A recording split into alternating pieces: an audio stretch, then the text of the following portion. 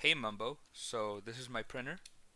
Let me go through all the parts real quick. So this is a computer. It basically makes the chests actually make sense. This corresponds to a quadrant. This corresponds to a quadrant. And so what it does is that, well, I was exposed to an interesting problem while building this, and that is that there is no container that's big enough.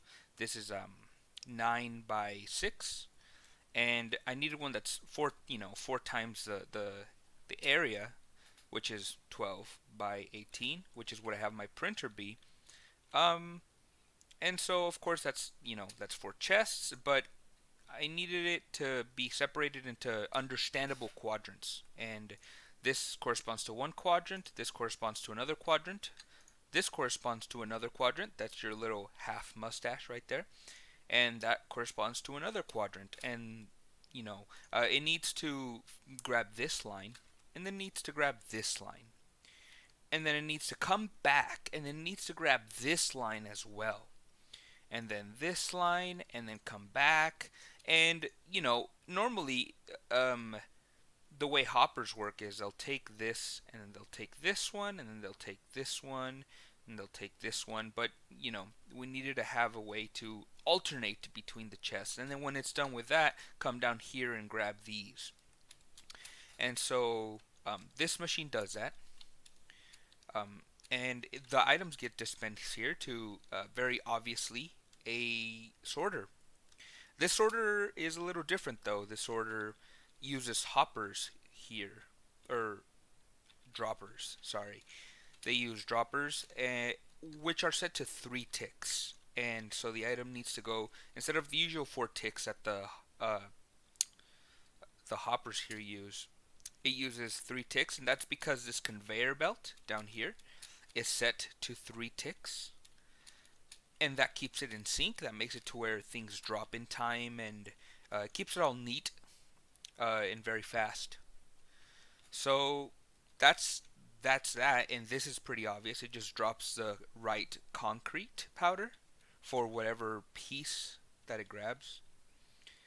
Here's a conveyor belt. It drops it down here, and here is the slime block launcher. Once it detects an item there, it will launch it over to one of these. And here's where all the printing happens. So we can test it real quick. What it does is it will detect an item. This piston will retract, it will drop it, and then it will detect it again, and so this will extend again. And it also at the same time raises a wall. So we can see that happen right here. Let's try that again. And so what that essentially allows it to do is when each concrete powder gets launched, it'll hit one of these walls, it'll drop, and the next one will drop by to the next pixel. And that's what allows this to work this way. Now, of course, I need to use concrete powder instead of sand to make this make more sense.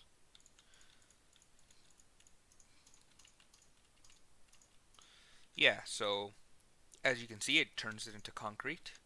And we just keep doing this till the very end. And once it gets to this last one, you could probably tell what it does. It will push all these pistons and start the cycle all over again. It'll retract all these walls. So there you go. Now it can launch another concrete powder. And I grabbed the wrong wall, but it doesn't matter. Uh, and it'll start the process all over again. So this is what allows this machine to work. How about we start it up? Right now I have your logo right here. And but you could have other things. There's a Hello Kitty one. Here's her little bow and her little nose and everything. It'll print it out just fine. I'll showcase that in a bit. So how about we get started? It flushes it against the wall and everything. So yeah.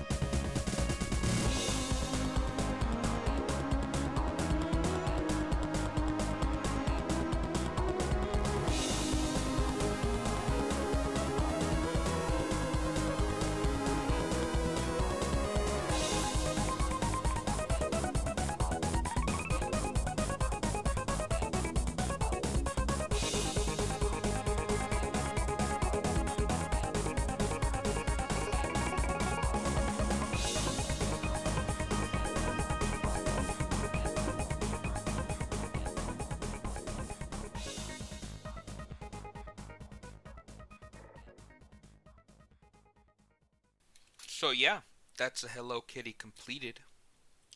Um, it laid out the pattern that it said it would. It worked just like you'd expect it to. Um, you know, uh, yeah, that's it. It's pretty cool.